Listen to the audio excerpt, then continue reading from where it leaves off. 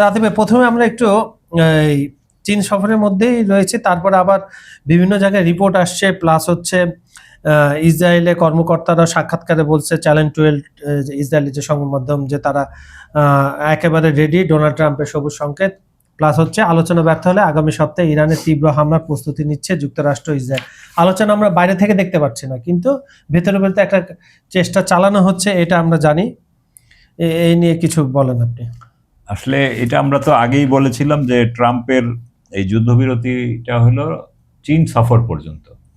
চীন থেকে ঘুরে আসার পরই মার্কিন এবং ইসরায়েলিদের এটা টার্গেট হলো ইরানে আক্রমণ করা, যদিও আবার তারা সেই আলোচনার টোপ দিচ্ছে, যে আলোচনা চলছে এবং পাকিস্তানের মধ্যস্থতায়, এবং পাকিস্তানের স্বরাষ্ট্রমন্ত্রীও এখন ইরানে আছেন।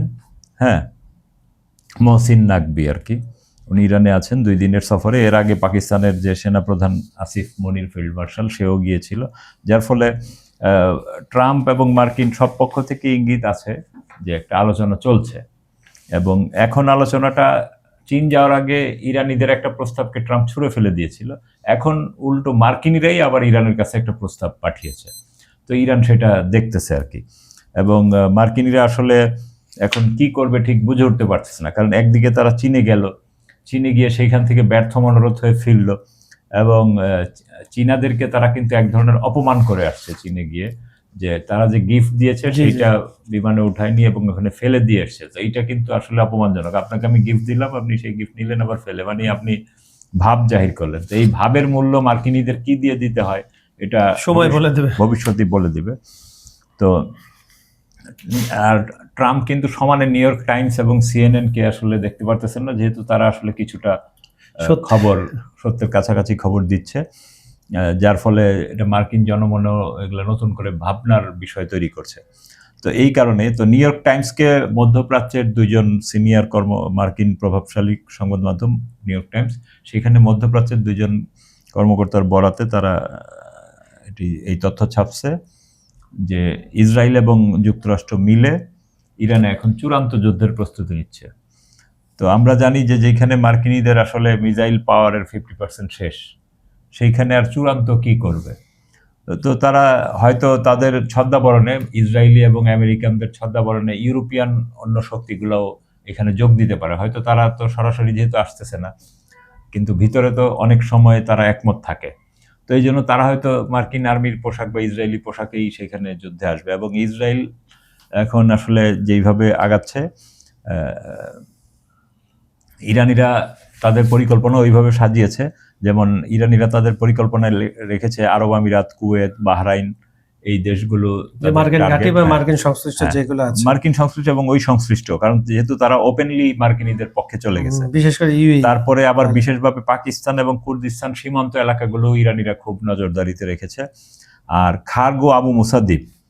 তো এগুলো আসলে সব মিলিয়ে একটা বহুমুখী যুদ্ধের জায়গায় চলে গেছে। এবং ইরানিরা ধারণা করছে যে যদি মার্কিনীরা এবার হামলা করে, এবারও তাদের অনেক বড় কমান্ডার ও শীর্ষ নেতাকেও হারাতে হতে পারে। তাই এবং তারা বলতেছে যে এই যুদ্ধ আগের সব ভয়াবহতাকে ছাড়িয়ে যাবে এবং মধ্যপ্রাচ্য সহ মার্কিন যুক্তরাষ্ট্র জুড়ে একটা বড় ধরনের যুদ্ধ তৈরি হবে। এবং ইরানের যে পররাষ্ট্র মন্ত্রণালয়ের যে মুখপাত্র আছে, ওনার নাম হলো বাকাই, উনি ভারতের ইন্ডিয়া টুডের সাথে এক সাক্ষাৎকার দিয়েছেন। সেইখানে কিন্তু উনি বলেছেন যে আমরা এইবারের যুদ্ধ লাগলে আরো অনেক চমক দেখাবো আমাদের যুদ্ধাস্ত্রের। তো সেই যুদ্ধাস্ত্রের মধ্যে কি আমরা জানি যে ইরান যে মহাকাশে যে স্যাটেলাইট পাঠায়, তাদের সিমোরগ রকেট সিস্টেম, আরেকটা যেন কি রকেট সিস্টেম, 2টা রকেট সিস্টেম যেহেতু আছে, তার মানে তারা আসলে এই আইসিবিএম বানানো। এবং ইরানের বিভিন্ন সূত্রে খবর বেরিয়ে গেছে ইরান আসলে 2 টন ওয়ারহেড বহনে সক্ষম, 12,000 থেকে 14,000 কিলোমিটার পাল্লার আইসিবিএম। এটা সম্ভবত খোররম শহর 5 নামেও আসতে পারে। এটা তারা রেডি করে রেখেছে। এবং এইবার যদি মার্কিনীরা ওইভাবে, যেমন মার্কিন এবং ইসরায়েলের বিভিন্ন সূত্র থেকে বলা হচ্ছে যে এত বেশি বিমান পাওয়ার তারা আনবে যে ইরানের আকাশ ছেয়ে ফেলবে। তো তারা যদি এরকম ছেয়ে ফেলে, তো ইরানিরাও নিউ ইয়র্কের আকাশ কিংবা ওয়াশিংটনের আকাশ আইসিবিএম দিয়ে ছেয়ে ফেলবে, এইরকম অবস্থায় যাচ্ছে। তো যদিও আপনার ইসরায়েলি সংবাদ মাধ্যম চ্যানেল 21কে দেয়া এক ইসরায়েলি কর্মকর্তা স্পষ্ট জানিয়েছেন যে যুদ্ধ অত্যাসন্ন, তার মানে আসলে যে যেভাবেই বলুক যুদ্ধ হবে। হবেই। হ্যাঁ, তো তারা বলতেছে যে এগুলাকে যুদ্ধকে সামনে রেখেই ইসরায়েল তার সামরিক প্রস্তুতি শেষ করেছে এবং তারা এখন প্রেসিডেন্ট ট্রাম্পের সবুজ সংকেতের অপেক্ষায় আছেন। কিন্তু ট্রাম্প কিন্তু আসলে যুদ্ধ করতে চাচ্ছে না, এটা তার চীন সফরের সময় বোঝা গেছে, সেখান থেকে আসেও বোঝা গেছে।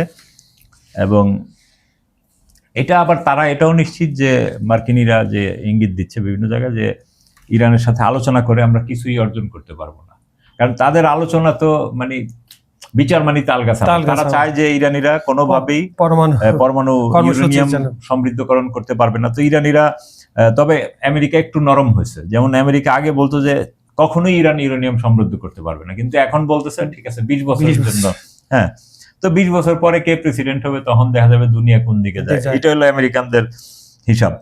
কিন্তু যুদ্ধটা আগামী কয়েকদিন থেকে কয়েক সপ্তাহের মধ্যে শুরু হয়ে যেতে পারে আর কি। তো এখন এটা যদি শুরু হয় তো আসলে তারা বলতেছে যে, আবার এটাও বলতেছে যে আগামী 24 ঘন্টার মধ্যে এগুলা সব ক্লিয়ার হয়ে যাবে। তো আগামী 24 ঘন্টা মানে আমরা আজকে রাতের মধ্যেই হয়তো তাদের কোনো নতুন তথ্য পাবো।